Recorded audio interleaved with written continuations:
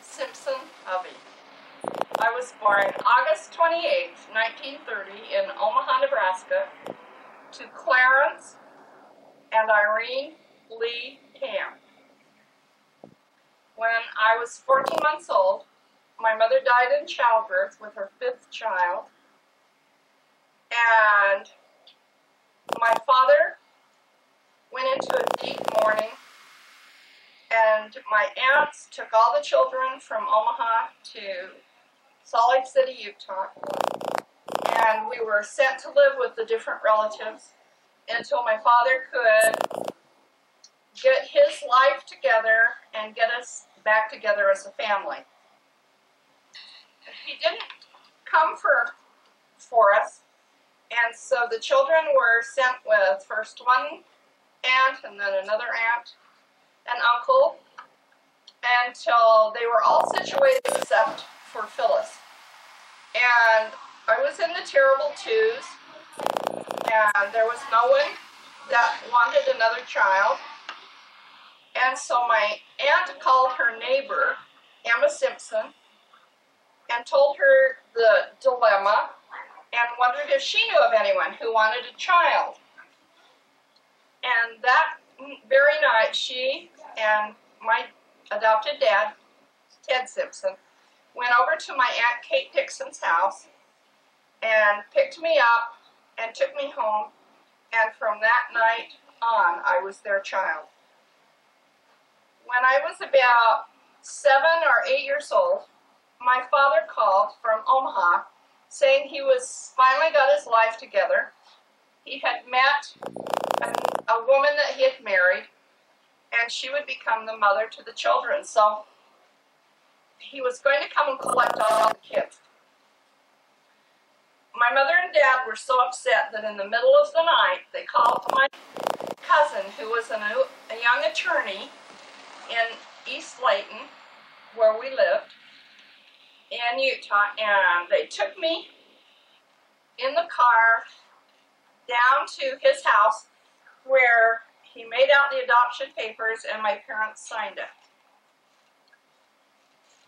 Years later, I found a letter that he wrote to my mother and dad, Emma and Ted Simpson, in which he returned the $50 check that they had paid him for the adoption process, and said for them to put it towards my education.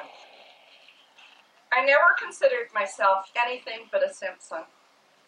My sister Effie was beautiful with big blue eyes and jet black hair, and skinny and very, very pretty. And she was almost like a mother to me, but she was my older sister, and she was 18 years older than I was. My brother Dawson was very studious and scholastic and had a scholarship to go to Utah State University. And I don't remember much about Dawson because he was always gone. I just remember that when he was at Utah State, he got his degree in sociology, and then he got a master's degree. And for his master's thesis, he wrote on the plight of the American Indians living in southern Utah, and how by the government putting them on reservations, they had done so much harm and caused them to be not very aggressive and not integrate into society. And so he had a lot of Indians come and live at our home as he was studying them and getting their histories and working with them to help them find employment and to better themselves on the reservation. When I went to college in 1948, my sociology professor told me that my brother's Dawson's thesis was still used in the library as part of research that they had been doing on the Navajo Indians. My brother Alec was a rascal. He was 16 when I came to live with him. He didn't finish high school. He was always going out with his friends and getting a little too much to drink, a little beer. And I can remember one night, my brother Dawson came home from college, and he was laying on the front, out on the back porch on a cot. And my brother Alec, with a whole bunch of his rowdy friends, came home. went down the basement, got some tomato juice because they thought if he drank a lot of tomato juice it would sober him up. My mother went out, and as he walked in the door, he had this big grin on his face, and he was just laughing. My mother started hitting him with the shoe and saying, "Oh, if you ever come back to this house like that again, I don't know what I'm going to do." And my brother Dawson was up trying to hold her back, saying, "Ma, you're going to kill him, you're going to kill him." He was always a rascal. He teased me. He made me cry every day, but then he'd turn around and take me to town and buy me a root beer floater and ice cream cone. So I had a super good family and was really happy. My favorite thing was riding horses. When my brother Alec left for his mission, he straightened up and went on a mission. And when he left for his mission, the last thing he said to my dad was, "Don't you dare let Phyllis go ride Smokey." Smokey was his beautiful little gray Arabian horse. So about 2 months later, my dad and I were in the pasture with the bridles, and my dad was going to get Pinto for me, and he was going to ride Bolly. And he said, "Which horse do you want to ride?" And I said, "I want to ride Smokey." So he went down and he put the bridle on Smokey, and we didn't ride with saddles, we just rode bareback, and so from then on, Smokey was my horse.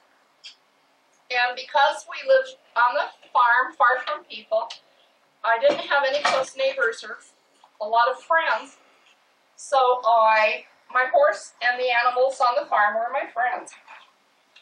I can remember always having a creature in the kitchen. Our house was a big old farmhouse with a big coal stove that you had to stoke up. Every morning my mother would get up and light the fire and have the house nice and warm, and my dad would get dressed and go out and milk the cows, and sometimes there'd be 15 and sometimes there'd be 30 cows to milk. And my mother would go out and help him, and they would each get at one end of the barn and they would meet in the middle. Mother was actually a faster milker than my dad was. I didn't have to milk the cows, but I had to shovel shit in the cow stable. If I cleaned the cow stable every Saturday and cleaned it out really good and put new straw down for the cows to stand on so that they would be warm and dry, then I got money to go with our neighbors, Levon and Farrell Flinders, to our only theater in town and see the double feature cowboy show with about 10 cartoons, and it lasted all afternoon. And for a quarter, you could see the movie, have popcorn, and a soda. Our favorite hangout was Cali Drug, and I can remember one time my dad didn't give compliments very often, but I knew he was proud of me because he always used to tell all the people in the neighborhood that have farms, "This is the best boy you'll ever find." And I looked like a boy. I wore cowboy boots and an old felt hat and jeans and an old ragged flannel shirt, and that was my costume.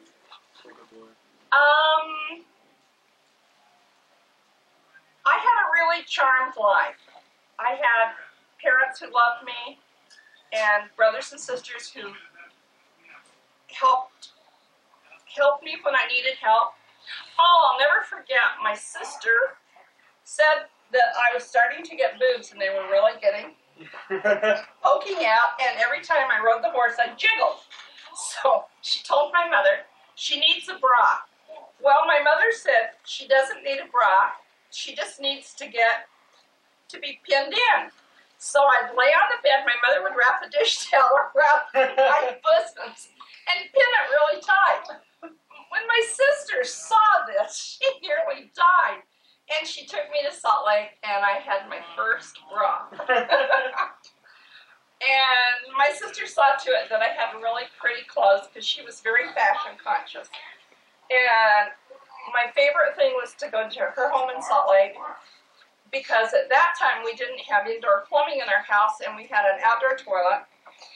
And you had to walk out of the house in the snow and the cold about I guess about 20 yards to go to the bathroom. And in the summer, you didn't ever know if there were going to be spiders that would bite you.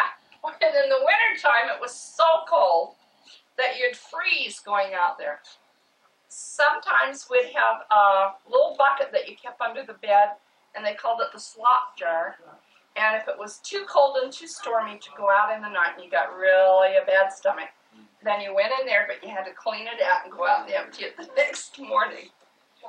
I can remember exactly where I was when the Japanese bombed Pearl Harbor, because I was sitting in the outhouse. When my cousin came running in the house and saying, "Uncle Ted and Emma, we're in war with Japan." And I can remember that really plain because I could hear him coming and I was afraid he was going to run out to the outhouse. So I was hurrying really fast to get my pants up before he came. I went to the Layton grade school and I rode the school bus. The school bus came to pick us up. My cousin Joe Ray was a school bus driver, and he lived in South Weaver. And we were 3 miles from school.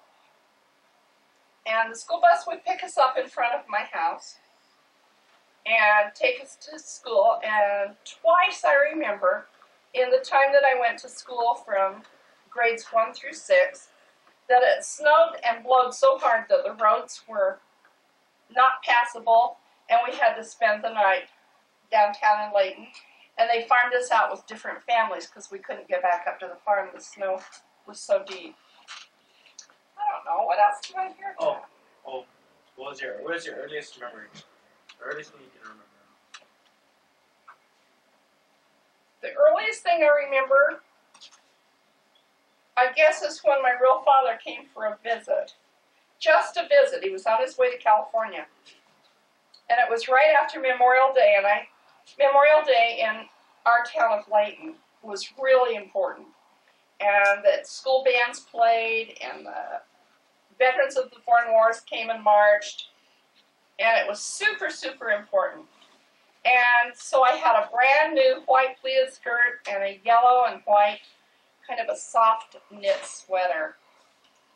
And my mother called, and I was getting ready to go with them to the cemetery to decorate the graves, when my mother called me in and said, "Your father is coming to visit you." And I was really frightened because I had always known I was adopted, but I didn't want anything to do with my other family because I was so happy where I was. And so when my father came, and I don't remember what he looks like, all I can remember is that I took piano lessons and my mother had me play the piano for him. And then they sat and visited, and while they were visiting, I went out and played in the sandpile with my new outfit on, and I knew I'd be in trouble. And then my father left in the car, and I can remember I was so afraid he was going to come back, because he said he'd be back to see us before he left. And I thought, he'll take me. So I ran away. I went about a half a mile from my house to a little old lady called Aunt Hannah that had a kind of a sofa or a cot in her kitchen. And she didn't know I was in the house because she was outside working in her garden. And I went in and climbed under her day bed, and they were looking for me. And they had the sheriff come up, and they even went down to Dragnolder's Pond thinking I might have drowned. And I finally came out because I got hungry. And Aunt Hannah called my mother, and my dad came down, and when I saw him, he had a long willow in his hand. And he made me walk in front of him, and he just whipped my legs back and forth. Not because they weren't glad to see me, but because I'd caused them so much worry. Taught me never to run away again. So that's my earliest recollection, and I think a lot of things I've shut out of my memory because the 2 years before I got to the Simpsons were not happy years for me. And I had... Forget them. And so I just completely forgot them. So, Where'd you go to high school at? I went to Davis High School. Wonderful Davis High School. All of the county, all of Davis County, from North Salt Lake to Ogden. In that area between North Salt Lake and Ogden, all went to Davis High School.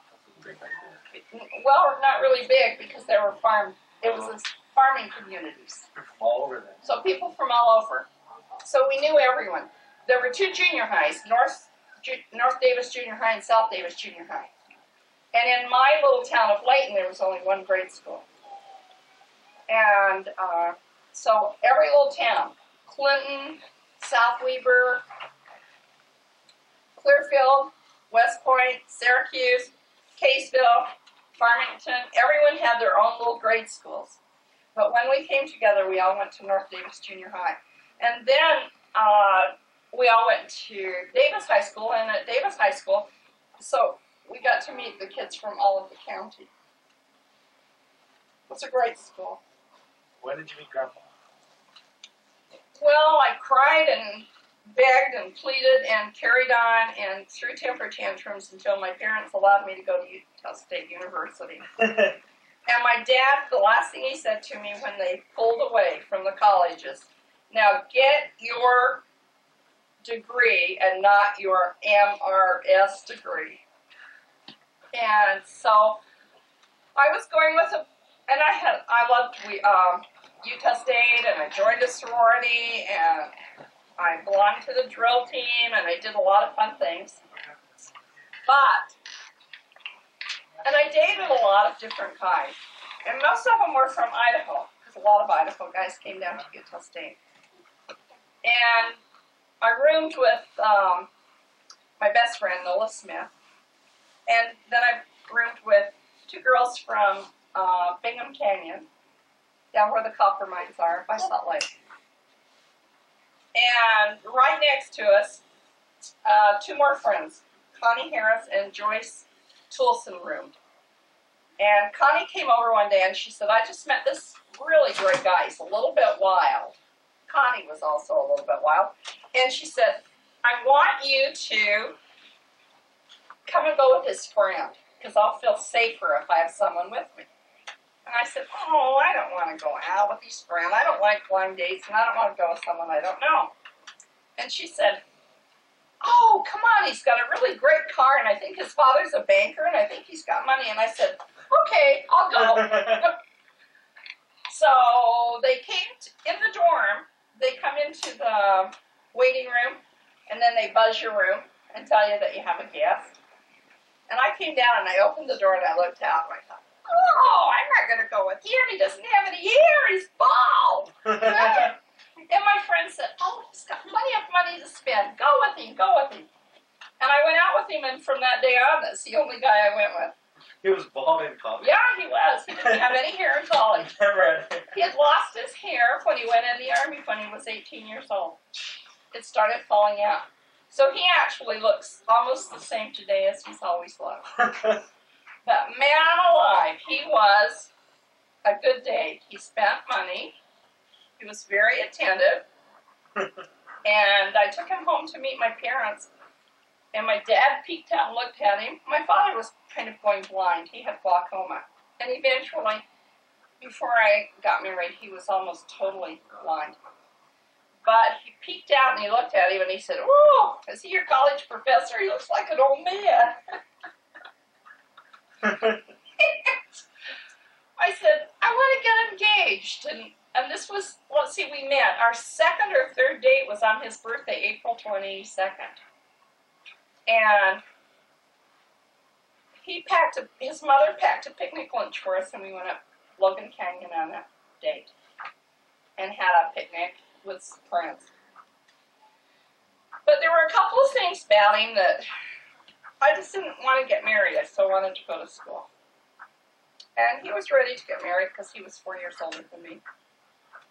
And so my sister said, why don't you just get married?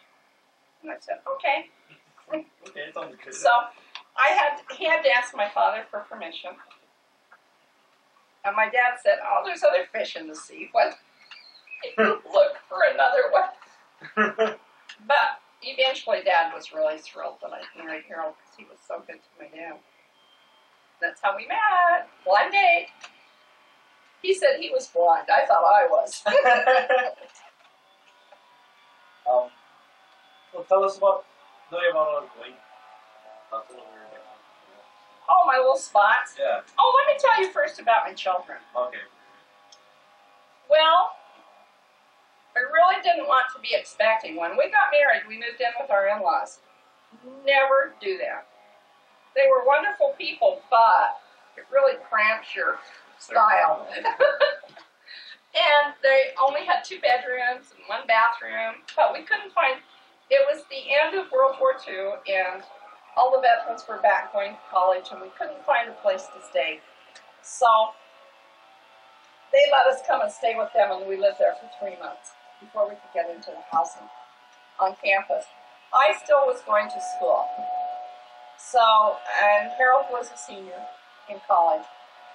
And every time my mother-in-law would cook bacon in the morning for breakfast, I'd get really sick.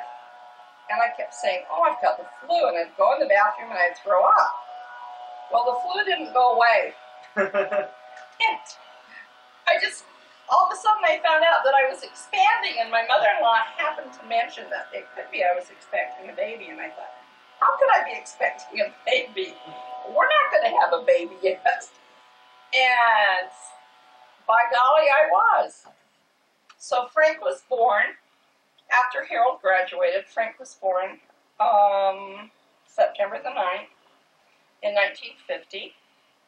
And Grandpa found a job in Provo working for Sherwin Williams Paint Company as a bookkeeper. And he was looking for an apartment. And every time he'd find one, I'd go down and I'd say, I can't live there, it's junk, I won't live there, it's ugly. It's too little, it's ugly, I won't live there. And I'd go back and stay with my sister in her big, nice house. And so Frank was born while I was staying at my sister's. And when I was going in labor and I was feeling really sick, and I needed Harold to be there by me, he got a sick headache and had to leave. He couldn't stand to see me cry out in pain. And Frank was a scary baby. I had never had a child before, so obviously I didn't know what to expect, and it was really scary. But I was thrilled when he came. Then 2 years later, in New York City, Kim was born. And we were in New York because it was the Korean War, and Harold had joined the Air Force as an officer after graduating from ROTC in college. And so as a second lieutenant, he was at Scott Air Force Base first, and then we were transferred to New York to Suffolk County Air Force Base that was out on West Hampton Beach, Long Island. And he was the communications officer on base. It was a very small base. And Kim was born in New York City at Mitchell Air Force Base because they didn't have accommodations for a hospital out. The base was so tiny. And then he got out of the military and went to work for J.C. Penney's. And our first move was to Evanston, Wyoming. And in Evanston, Wyoming, Scott was born. Kim was born in 1952 and Scott was born in 1954. And of the 3 births, Scott was the easiest. And probably the easiest child to raise. I mean, he was just easy from the beginning. And we loved Evanston. It was a funky little old hoedown cowboy country town. And it was really an exciting place to live. When Scott was about 2 years old, I had started not feeling very good right after Scott was born. And I would lose the feeling in my left hand. And I would be holding him as a baby. And I'd just have to drop right to the floor so I wouldn't drop him. Because the feeling in my left hand would just go. I couldn't feel anything. And I couldn't hold anything. And I went to the doctor, and he just gave me a pill and told me it was stress. And one night I was at the grocery store, and as I lifted my groceries into the back of the little station wagon that we had, when I went to back out of the parking lot, something snapped in my neck, and I couldn't turn my head, and it stayed permanently looking off to the side. And it was very painful, so I went home and I thought I've got a stiff neck or a sore throat or something. So I went to bed that night, and I couldn't sleep, and so Herb suggested that I get in and take a hot bath, and maybe that would relax me. And I woke up 6 weeks later, and I was in traction in the LDS hospital in Salt Lake City, and I had a giant cell tumor of the spine that was a very rare cancer. It disintegrated part of the second and almost all of the third vertebrae. So what had happened was that the oxygen was being shut off in my nervous system, so the feelings in my hand would go. Oh, cool. And so it was actually as though I had broken my neck because the bones had disintegrated and I'd clamped down on the spinal cord. And the doctors did not ever think that I would get well, and they called all the family together and told them that it looked really bad. And I had a blessing, and I was told that I would be made well. And they couldn't really distinguish what was really wrong. And so this was before they found out I was even a tumor. I mean, I was just sick. I couldn't breathe, I couldn't talk, I couldn't do anything. And I had pneumonia, my lungs were filling up. And so they had Harold in, and the two surgeons. Thomas Ogleberry was one, and Thomas Bauman was the other one. And they said, we just don't know. And they showed him the x-rays, and they asked him if he'd kneel and pray with them. Because here I was a young mother with 3 children, and they didn't want to lose me. And so Harold said that they knelt and prayed, that they would know that Heavenly Father would help them find the area that was troubling me. And he said when they stood back up and they looked at the x-ray, it was almost like a light was on my neck. And so it meant that I had a mission, either one of my children or one of my grandchildren or great-grandchildren was destined to do great things because I had to live to have those children and to take care of them. And so I was really healed through the power of the priesthood. In the doctors that I've gone to since then, and I've taken my medical record, they look at me and they said, you're misdiagnosed. Giant cell tumors you never recover from. So I knew that I was healed through the power of the priesthood. Can you still like stuff? I have a pin in my neck that holds 7 vertebrae together. I have, they gave me massive doses of radiation. I was in a 14-pound body cast for 6 months. I grew hair on my chest.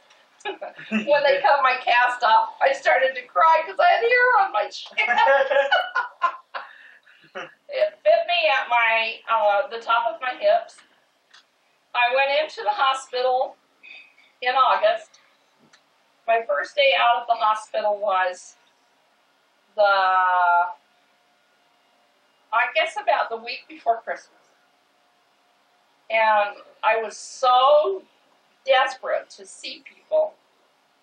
And the kids didn't like me because I had this big cast on and I looked weird. Because it fit my head and only my face was exposed. And it looked like I had a halo around my head. My head had been shaved, and so my hair started growing in like little bits of hair. And the kids were all afraid of me. It looked so weird. I couldn't have my children with me to take care of them for a year. Aunt Lois kept Scott, and Grandma and Grandpa Hovey had Kim and Frank, because Frank was in grade school at the time, the Edith Bowen School. And I think it was hardest because Frank and Kim were together. The one it was hardest on was your dad. Because at 2 years old, if you're taken away from your mother and your family and you don't understand why.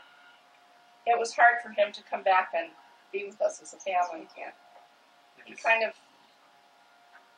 He didn't like me. He was quite resentful because I had abandoned him as far as he was concerned. And so my cast was on for 6 months because I guess it was about in July before I got the cast off. And then I wore a neck brace for 2 years. But I'm really lucky. I walk, I talk, I breathe, I eat. I can do everything. You lucked out. Yeah, I really lucked out. It wasn't luck. It was meant to be. It was divine love. Who knows? Maybe one of the hubby Hawaii kids are going to be the prophet. Maybe it's one of Brian's. Nah. Brian was our miracle child. After my surgery, my lungs became quite weak and I had a hard time breathing. That area, my chest and my arms were affected the most. And so the doctor suggested we move to sea level rather than live in Utah and to a warmer climate so I wouldn't get pneumonia because I was weak. And we moved to California. And 9 years after Scott was born, I was told I would never have children. Not to worry, I'd never have children. So I'd been feeling really sick, and I'd had those feelings before, but how could I have a baby, right? Because the doctor said I won't have a baby. So I went to the doctor and I said, I'm feeling really sick. Could there be something wrong with me? And so he told me to jump up on the examining table, and he said, you're going to have a baby. And I said, it's impossible. And he went over to the window and he looked out, and he gazed out of the window and he said, another star rises in the east. Anyway, and Brian was born. Brian was the biggest of the 3 children, and he weighed 10 pounds, 12 ounces. And he was a handful. Right from the start, he was really a handful. And but he was our bonus baby. We didn't ever think. And then after that, no more children. Where did you guys live in California? First, when we moved there, we lived in Downey, and Grandpa worked at JCPenney's at the, what was the shopping center? I'm trying to think. It was a beautiful brick shopping center and a brand new one for that area. At the JCPenney store, and he was a floor manager. Then we needed to get a house. So we went every day and we found an area in La Mirada, and we lived there until Brian was born. So Kim and Frank and Scott all went to the little grade school there. We had some really nice friends. We went to church in the Fullerton Chapel, but it was called the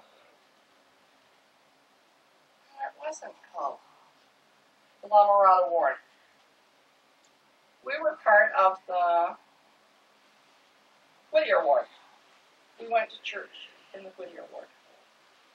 And the house was getting too small, and I was going to have a baby, and I thought, this house is so small, we need a bigger one. So every day I went out to look for a new house, and I found one in Brea, California, and it was on almost an acre of ground. Wow, big house. And it was a nice big house with a lot of land around it. And I had Harold go out and look at it, and we bought it in 1963 for $28,000. And we lived there until we moved to Hawaii. We lived there for 8 years, until Brian was in the 3rd grade. Then as soon as he was baptized, and that summer after he was 8 years old, then we moved to Honolulu, Hawaii. How can we guys move to Hawaii? Well, Grandpa was working for a company in Chicago, and he wasn't very happy with his job. He traveled all the time. He didn't see the kids very much. And I think he was restless. He had the 7-year itch. And Lucky for me, he didn't find a new wife. He found a new place to live. But his territory included Hawaii. And he used to come over here, and every time he came, he loved it.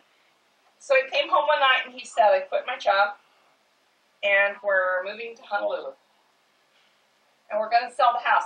And I had gone along with him up to that point, but when he said he was going to sell my house, then every person that came to look at it, I'd say, and this is where the cat went, and this is where the carpet's worn out, and this is the hole in the wall that the boys knocked in.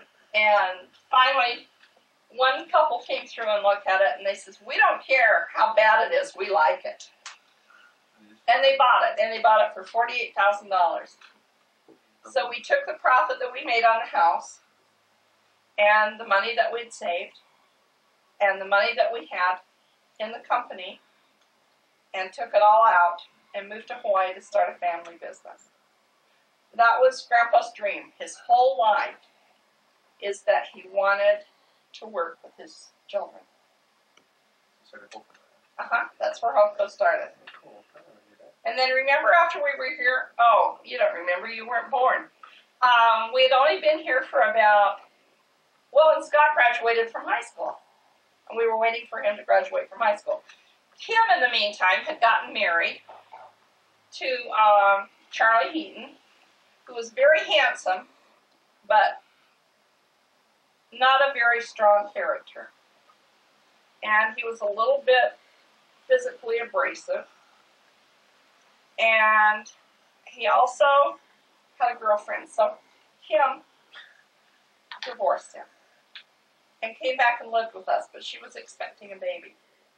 And we couldn't leave to come to Hawaii. Oh, beautiful, you would come up and see me. But we couldn't leave to come to Hawaii until the baby was born.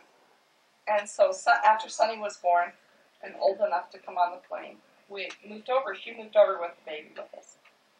Brian, Scott, Kim, Sonny, Harold, and I. And the first person we met when we moved here was Elder Wright. Is it Elder Wright? Right. Jenny's husband. Yeah. They were two missionaries, and the container came in with all of our stuff, and they were walking down the street, and they came and helped us unload it.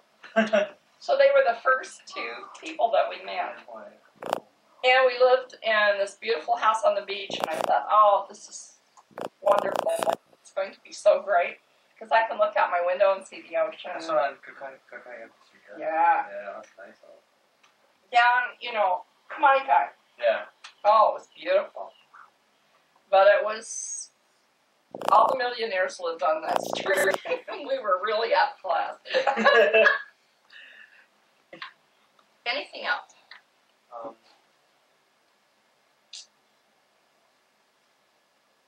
Do you have any stories, you know, of any of your relatives? Well, my mother's father was born in Scotland. And when I say my mother and father, I mean my adopted parents, Em and Ted Simpson, because that's the only mother and father I've ever known. And I'm still to them in the temple, so you pretty much they're mine. I'm part of that family. Like it or not, they're going to have me forever. And my mother's father was born in Scotland, and her mother was born in England. And my grandfather's family, Grandpa Dawson, Alexander Dawson, who lived in Scotland, his family was very poor. And they lived on the property of this wealthy man. And he had daughters, but no sons. And Grandpa Dawson's father had sons. And so the landowner asked him, and I guess this was common in those days, that he would educate his son, he would do everything for him, he would be his child if they would give them one of their boys. And then he chose which one he wanted, and he chose Grandpa Dawson, Alexander. Well, Alexander didn't like the restricted life and the rules that were put on him by living in the grand house, they called it, in the nice house, and all the schooling and everything. So when he was 16, he ran away to sea. And he stowed aboard a ship and he became a cabin boy, and he sailed the 7 seas. Cool. And when they were in New York Harbor, Mormon missionaries, and this was at the time of the church when the Mormons were being persecuted terribly, and the Mormon missionaries were brought on board ship. And Grandpa was interested in them, but the shipmates, the guys were kind of, they were a pretty rowdy bunch. Yeah. The sailors were. Most of them were just, from all over the different parts of the country. And some of them had even been stolen when they were young and brought on board ship, or their parents had sold them. So like the armpit of the... Yeah, it was. It was a terrible place. And so Grandpa Dawson, I guess, worked up to be a deck over a group of men from Cabin Boy. And the Mormon missionaries were being persecuted, and so they hid them on board the ship because the law came in and wanted them off, even though they had passage to go to South Africa. And their destination for this voyage was Port Elizabeth, South Africa. So Grandpa and his friends would sneak food down to the missionaries who were below the... They're inside the hole. Yeah, and down in the deck of the ship, in the guts of the ship. And when they got in South... And the sailors called them black devils because they wore dark coats. And they always wore their ties and a shirt, and always looked dressed up. So they called them black devils. The sailors didn't like them. But Grandpa and his friend were protecting him. And they gave Grandpa a Book of Mormon to read. And he had not gone to school, but he was a self-taught man. Taught himself to read. And so he was interested, and they asked him a lot of questions. In between times, when he could take some time out from his duties, he would ask him all kinds of questions. When they got to South Africa, on the ship they converted him, and he wanted to become a Mormon. He was convinced it was the right church to join. When they got into South Africa, the authorities were there, and they took Grandpa for helping them. They said that he had been, not mutinous, but he had been against the rules of the boat. And they took Grandpa and the missionaries and put him in jail. Well, my grandma, her father was a teacher in the colonies in South Africa. And Grandma was Elizabeth Jane Fowle, and she was a teacher also. Her mother had died, and she and her father were down there teaching school to the English kids who were living there. And they had joined the church secretly. And they were holding secret meetings. And when they found out missionaries were in jail, the people took everything they could and pawned it and went down and got the missionaries and Grandpa out of jail, and they met and married and fell in love. Fell in love and married, and then came to New York and across the plains in a covered wagon. Oh, they did? Uh-huh.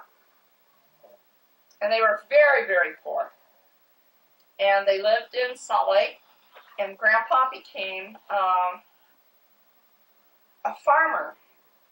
Brigham Young sent him up to Layton. First he sent him to Kaysville. Then they got to Kaysville, and already the good land was taken.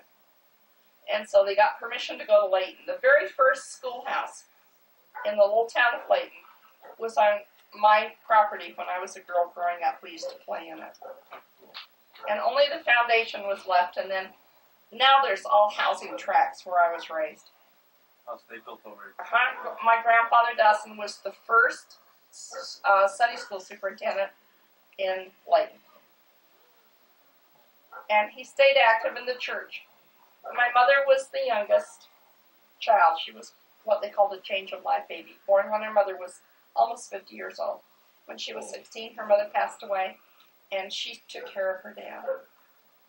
Now, my father his parents were both from Ireland, and they were extremely poor, and they only joined the Mormon church to get passage from Ireland to America.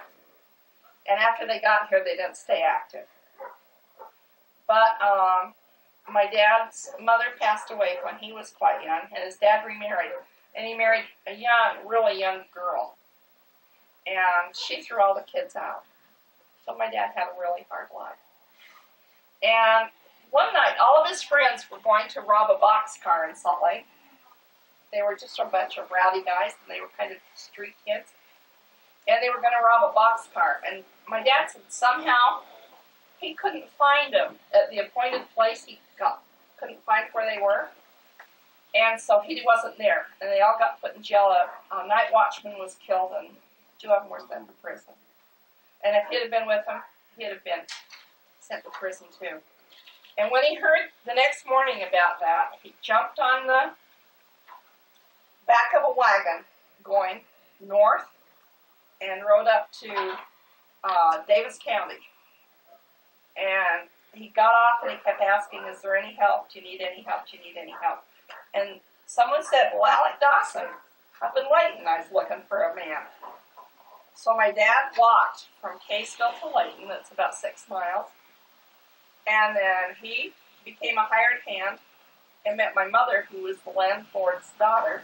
And they fell in love and were married. So there's a lot of interesting stories on how people, a lot of fun love stories. Yeah, it is. There was things that were never planned. Because my mother was 27 and she planned to be an old maid. My dad was actually 5 years younger than her. And my mother said his hair was so black and he looked so greasy. Ooh, when she saw him, it just made her sick. Because he was real flirty and was always flirting with all the girls. And so my mother said she used to get behind him and look and see if there was lice in his hair.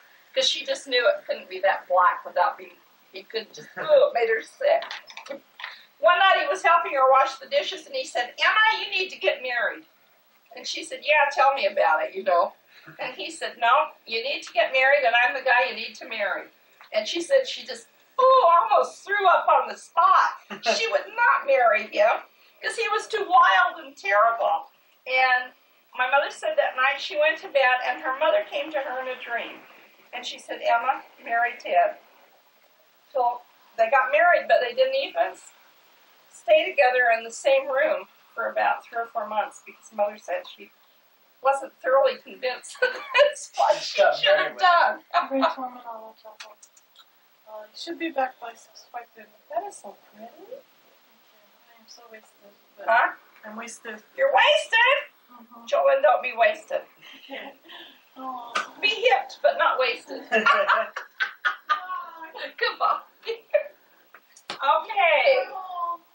So, what else? Talk story about your dad. Yeah. When he was a little kid. I have pictures of him. He was, without a doubt, the cutest little kid. But let me tell you, when I got better and came home and I was able to have the kids back home again, Scott didn't want to be my son. What did they say that? Lois. He wanted to go any place, but he didn't want to be home with me. And so I put him down for a nap, went out to hang out the clothes, and I thought, gosh, he's sleeping a long time. Went in the bedroom, he was gone. Window was open, Scott was gone. He was just a little guy, about 4 years old. So anyway, I was panicky because we had big canals, and Annie went up naked, and I ran to the canal. And I saw he had a little toy, airplane that he played with, and it was there by the canal. Oh, I just knew that he was drowned, and I called the police.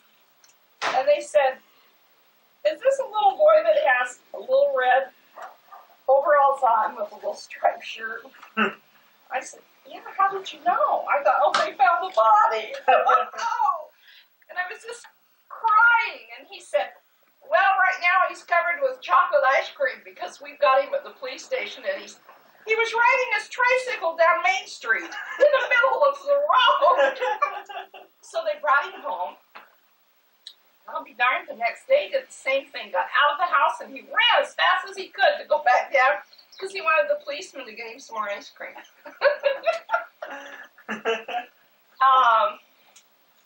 Scott was a good student. He had a really close friend in grade school called Gary Dawes.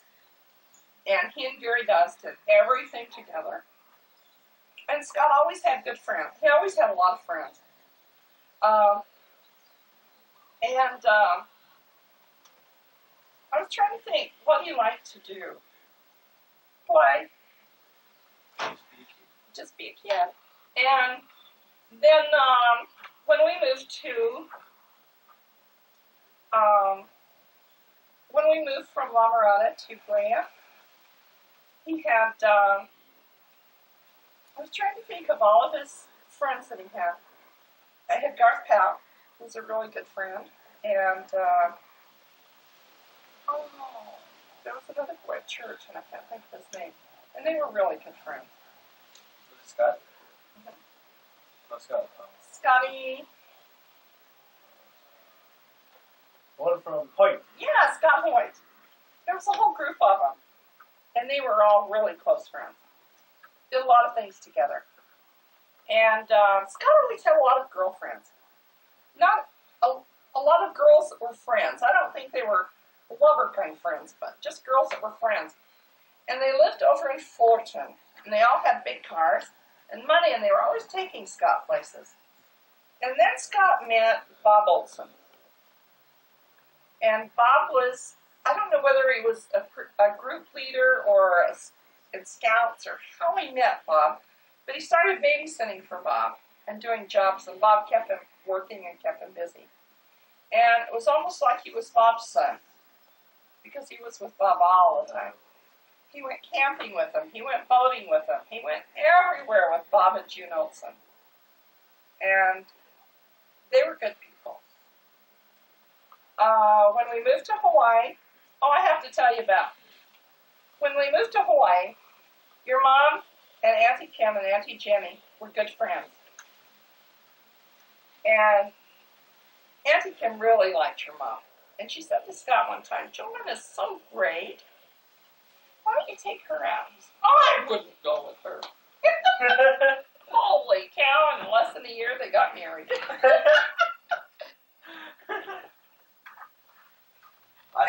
I think my mom had the hots for him. She said the first time she saw him walking to church, she fell in love. She knew it was a music Did bad. she really? Yeah, she said that was a mere match. She knew it. Well, he and Daryl were friends. And you just don't go with your sisters. Your friend's sister. Yeah. Makes it too uncomfortable. So anyway, but once he took her out, it was all over. That's all she wrote. That's what my mom told me too. Yeah, it was love. And it was a good thing. Look what it produced. 5 great kids. And probably multitudes of grandchildren and great-grandchildren to come, right? Greatest kid ever to be made. Well, among 5. Well, we can't say anyone's better than the other. I was trying to think, we've had some really great spiritual experiences, Grandpa and I. One of the experiences that we had, and I don't know, maybe your dad's told you about it, but we were in Bishop, California, and we were camping as a family on a camping trip, and we were looking for a place to stay that night. And we were driving up the mountain to all the campgrounds, and they were all filled up. And so they kept saying, "Go up the mountain, maybe the next campground has some openings."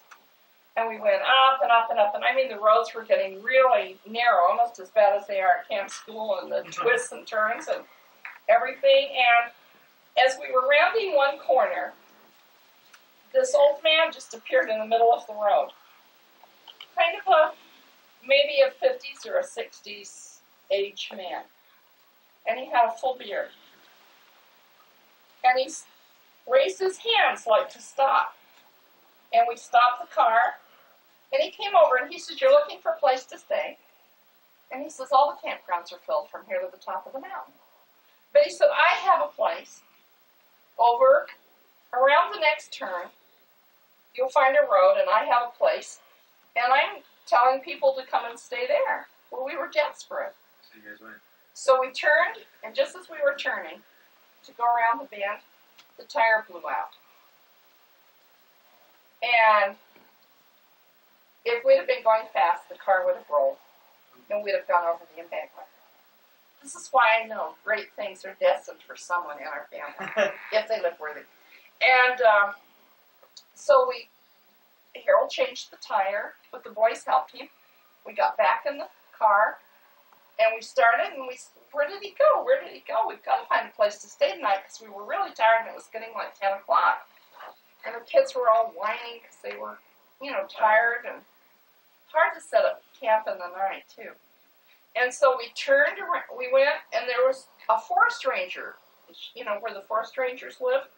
So we went over and they said, you know, and we described this old man, and we said, he said he had a place up here we could stay. And the forest ranger looked at us like we were crazy, and he said, there's no private land up here. No one has a house. This is forest, United States forest. There is no old man up here. I mean, you're dreaming. So we were always thinking that it was someone that was sent to save our lives that night, and that it might have been one of the three Nephites. Cool. You never know. But it was a true spiritual experience for Dad and I. We both felt, as we camped and we settled that night, that had that old man not appeared to us, Different story. that we would have probably all been killed. And then I have another story that I didn't listen to the priesthood and almost got us all killed. We were living in California, and we had friends in Sacramento, and we were on our way up to Utah to spend Thanksgiving. And we usually took all of our Christmas presents. All my family got together at Thanksgiving at my sister Effie's house. And it was so much fun, and so I didn't want to miss it. So we heard the weather was going to be bad, but we took a chance and said we'll go anyway. And our friend Maureen and Lyle Bird, who we've known from college, wanted us to come and see him in Sacramento, California. So we went up to Sacramento, and we spent all night with them, and we had such a good time, and the kids were playing and having so much fun. About 3 o'clock in the morning, Grandpa came in.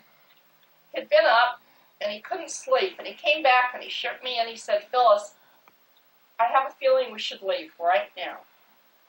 Let's go. I said, the kids are all in bed. Don't be silly. I'm not going to go now. We'll go in the morning. I'm too tired. I don't want to go.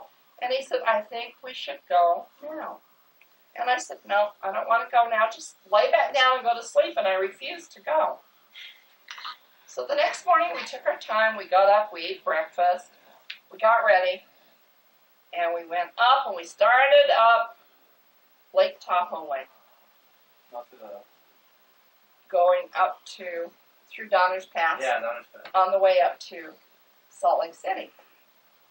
And we started up this big, long, steep hill. And the car started to slide. There was a truck jackknifed across the middle of the road. And our car started to slide. And we couldn't stop it. And it slid in and under the truck.